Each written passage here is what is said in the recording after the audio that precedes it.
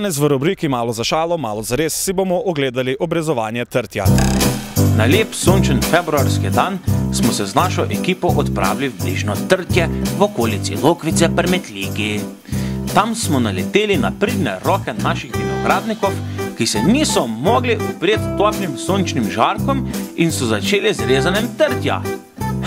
A za strokovno mnenje o rezanju smo vprašali tudi našega gostitelja v tem prispevki. Malo za šalo, malo za res, ne?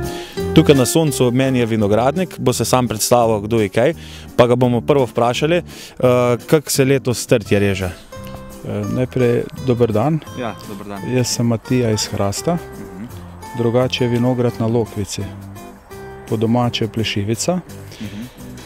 Trtje se pa reže približno tako vsa leta. Kaj pa to za podkuriti, pol, mislim, lepo gori? A mislite spomladanska trgatev? Da, odrezje, kaj ostane, ne? Ja, spomladanska trgatev se temu reče. Ja, seveda. Spomladanska trgatev je pa letos, kot vidite, lepo obarvana. Vidite, lepa jesenska barva z kanček črnine noter, ne? To pomeni, da je ta trta črno grozdje rodi, ker je kanček črnine. Ne, vi ste v zmoti. Trta je res nekoliko črna, korenine so tudi črne. Medtem ko sam pridelek grozdja, se pravi vina, je pol belo vino iz belega grozdja. Tako smo se mi naučili nekaj osnovnih zakonitosti o grozdju. Normalno, sej, iz belega grozdja dobimo belo vino, iz črnega črno, ne?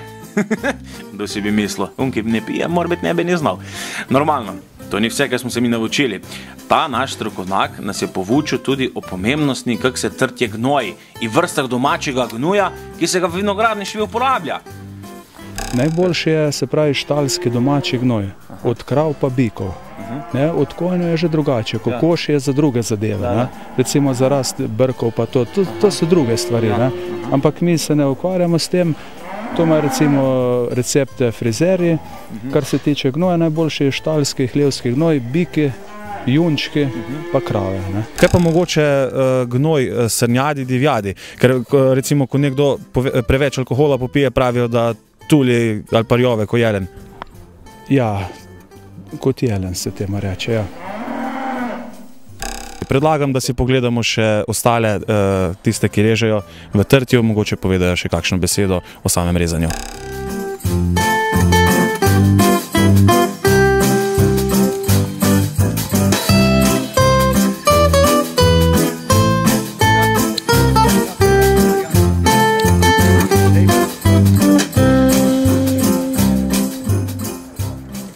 Za rezanje trtja pa ni pomembno, ali ste vi na levi ali na desni strani, ali ste gorenc, amater, mogoče ste pa tudi celo lovec.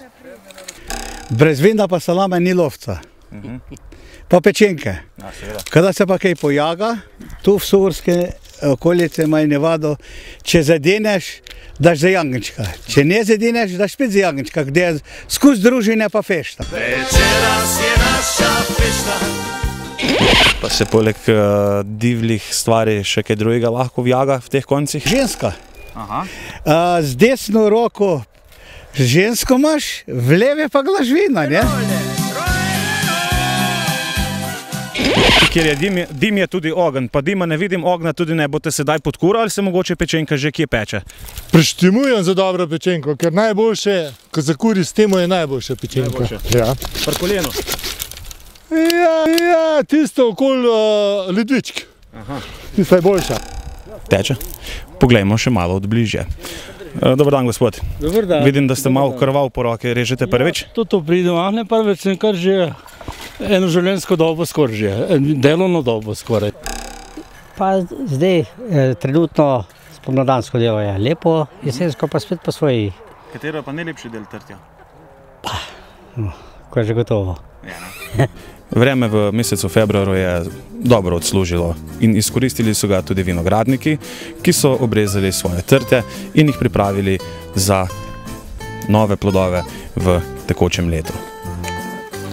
Ali kot smo videli v prispevku, les trte ne služi samo k rodovitnosti dobre vinske kapljice, ampak pripomore, seveda, tudi k dobremu prigrizku po težkem delu.